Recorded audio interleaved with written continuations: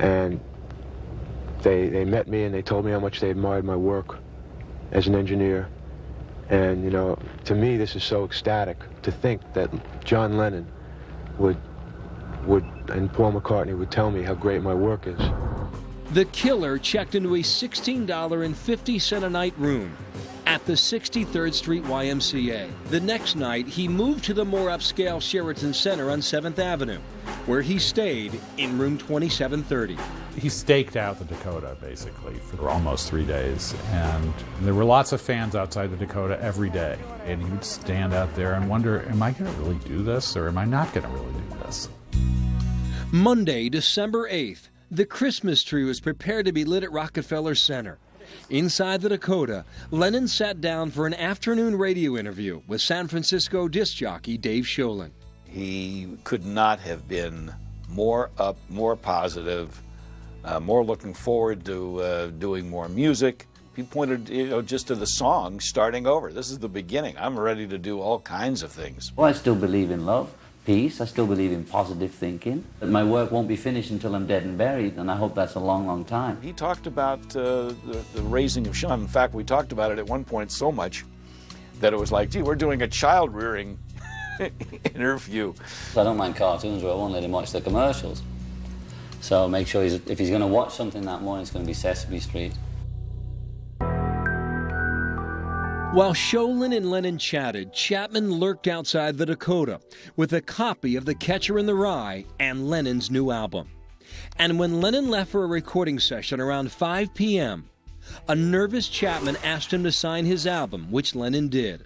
Incredibly, the moment was caught by an amateur photographer. I did have that thought, like, there's no protection, he has no security, he's just standing out here. I kept saying, just go back to the hotel, pack your bags, and go home now, But I didn't do it, I stayed. Dave Sholin then gave John and Yoko a lift to the studio. The ride over was just fabulous. We touched on a lot of things. We talked for a bit about his relationship with Paul. And he said he was like a brother. When it's all said and done, we love each other.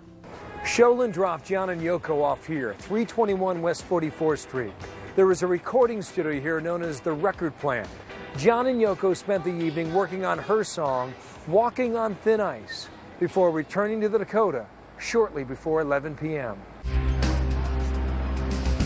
At the Dakota, the Killer waited in the shadows as John and Yoko exited their limousine. It was dead silence in my brain, dead cold quiet. He walked up, he looked at me.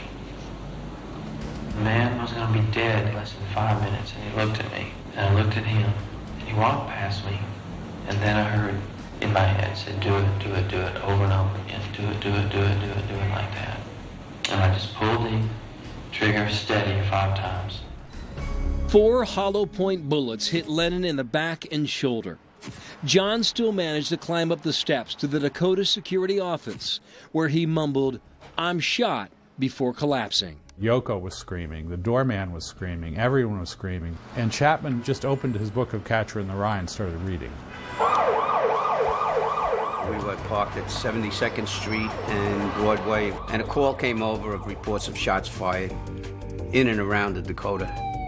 Less than 2 minutes after receiving the call, NYPD officer Peter Cullen and his partner Steve Spiro were there. There was a man standing in the street pointing into the archway saying that's the man doing the shooting. And I thought he meant the handyman because he was dressed in kind of old clothes. And he says, no, not him, him.